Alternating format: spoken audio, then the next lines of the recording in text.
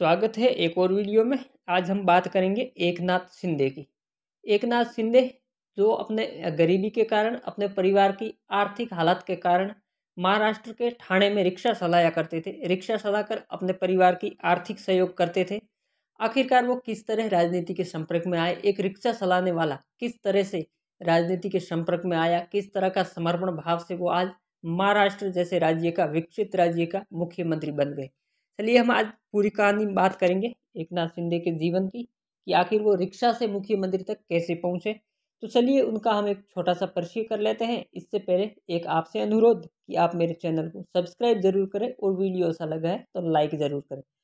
तो एकनाथ शिंदे का जन्म 9 फरवरी 1964 को महाराष्ट्र के सतारा जिले के पहाड़ी जवाली कस्बे में हुआ था। शिंदे का जन्म क्षत्रिय कुणबी मराठा परिवार में हुआ था। कुणबी जिसे अन्य राज्यों में कुर्मी भी बोला जाता है। एकनाथ शिंदे के पिताजी का नाम संभाजी नवलू शिंदे और माताजी का नाम गंगूबाई शिंदे है। इनके माताजी का देहांत 2019 में हुआ था। शिंदे के भाई का नाम प्रकाश संभाजी शिंदे है, जो ठाणे मुंबई से नगर निगम में पार्षद रह चुके हैं। ये नगर निगम में पार्षद रह चुके हैं जब जो शिंदे राजनीति में आने के बाद। एकनाथ शिंदे की पत्नी का नाम श्रीमती लता एकनाथ शिंदे है। शिंदे के 3 संतान थी। इनके 2 बेटे और 1 बेटी थी, जिसमें से उनका एक 11 वर्षीय पुत्र दीपेश शिंदे और 7 वर्षीय पुत्री सुभद्रा शिंदे की पानी में डूबने से मौत हो गई थी। दरअसल एकनाथ शिंदे अपने परिवार के साथ महाराष्ट्र के सतारा जिले में घूमने गए थे, पिकनिक पर गए थे। वहां पर वो बोट हादसा हो गया। बोट थी वो पानी में पलट गई और अपनी आंखों के सामने ही अपने एक पुत्र और अपने एक पुत्री को डूबते हुए देखना पड़ा। ये दर्दनाक हृदय विदारक घटना शिंदे को एक कुछ पल के लिए है जो इनको तोड़ दिया था, क्योंकि अपना पुत्र और पुत्री आंखों के सामने पानी में डूब रहे थे। शिंदे का वर्तमान में एक पुत्र है जिसका नाम है श्रीकांत शिंदे, जो एक आर्थोपेडिक सर्जन है, डॉक्टर है। श्रीकांत शिंदे जो कल्याण निर्वाचन सीट से लोकसभा के चुनाव लड़े थे, इन्होंने भी लोकसभा का चुनाव लड़ा था एकनाथ शिंदे के बेटे ने, पर वो सफल नहीं हो पाए। एकनाथ शिंदे का जन्म एक गरीब परिवार में हुआ था और इसी ही गरीबी के कारण एकनाथ शिंदे को अपनी पढ़ाई को बीच में ही छोड़ना पड़ा। अमूमन भारत में सर्वाधिक परिवारों के साथ ये घटनाएं आज भी होती है। अपनी आर्थिक तंगी के कारण टैलेंटेड होशियार बंदे पढ़ाई को छोड़ देते हैं और मजदूरी पे चले जाते हैं। शिंदे ने 1981 में मंगला हाई स्कूल से 10वीं और जूनियर कॉलेज ठाणे से 11वीं पास की थी। बाद में इन्होंने यशवंतराव चव्हाण मुक्त विश्वविद्यालय महाराष्ट्र से स्नातक की डिग्री हासिल की। ये बाद में की थी, हालांकि शिंदे का जो एजुकेशन है वो 10वीं 11वीं तक का ही है। इसके बाद एकनाथ शिंदे ने अपने परिवार की आर्थिक हालातों के कारण मुंबई में आकर रिक्शा चलाने लगे। एकनाथ शिंदे ने ठाणे रेलवे स्टेशन और वागले स्टेट इलाके के आसपास के क्षेत्र में रिक्शा चलाकर अपने परिवार की आर्थिक हालातों से सहयोग करने लगे। यहीं से शिंदे की मुलाकात शिवसेना के नेता आनंद दिघे से हुई। उस समय एकनाथ शिंदे की उम्र मात्र 20 से 21 वर्ष थी। इन्होंने अपनी है जो 20-21 साल की उम्र में ही राजनीति में प्रवेश कर लिया था। इस मुलाकात के बाद एकनाथ शिंदे ने शिवसेना में एक आम कार्यकर्ता के रूप में काम करने लगे। लगभग 15 वर्ष तक कार्यकर्ता के रूप में काम करने के बाद शिंदे की मुलाकात बाला साहेब ठाकरे से हुई।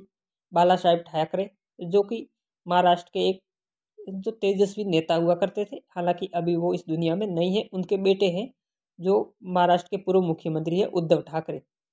शिंदे का शिवसेना के प्रति समर्पण भाव से बाला साहेब का ध्यान केंद्रित हुआ और 1997 में ठाणे नगर निगम से पार्षद का टिकट है जो एकनाथ शिंदे को आनंद दिघे ने दिया। ये आनंद दिघे है जो इनका राजनीतिक गुरु है। इनको जो राजनीति में लाने वाला, शिंदे को राजनीति में लाने वाले हैं जो आनंद दिघे ही थे। शिंदे प्रथम प्रयास में सफल रहे। उन्होंने चुनाव जीत लिया। नगर निगम का चुनाव जीतकर पार्षद बन गए।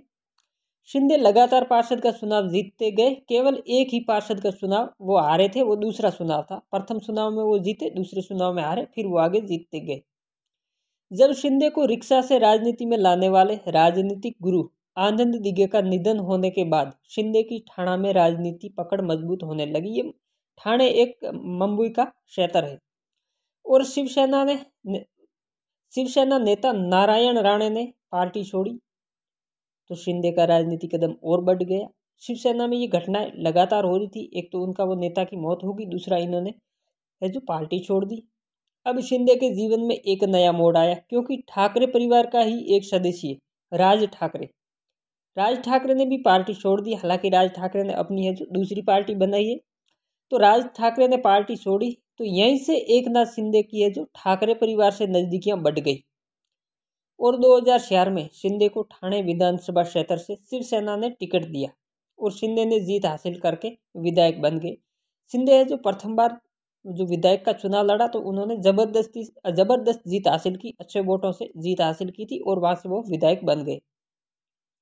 शिंदे का पार्टी के प्रति समर्पण भाव के कारण शिंदे को कदम कदम पे आगे बढ़त मिलती गई।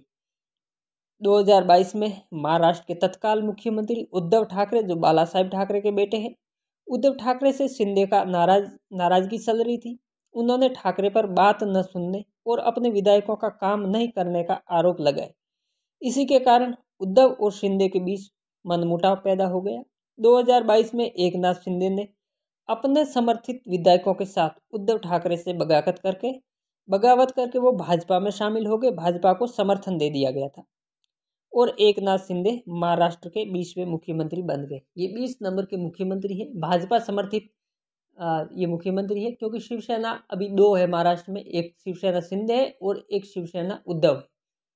तो इस तरह एकनाथ शिंदे जो रिक्शा चलाया करते थे महाराष्ट्र के ठाणे इलाका में, क्योंकि परिवार की आर्थिक हालात अच्छी नहीं थी, आर्थिक सहयोग करने के लिए वो जैसे तैसे करके कुछ करना चाहते थे तो उन्होंने रिक्शा चलाया और धीरे धीरे जो वो शिवसेना की ओर कार्य करने लगे, अपना समर्पण भाव दिखाया पार्टी को और उसी समर्पण भाव और कार्य करने की क्षमता के दम पर आज वो महाराष्ट्र के मुख्यमंत्री पद तक पहुंच गए।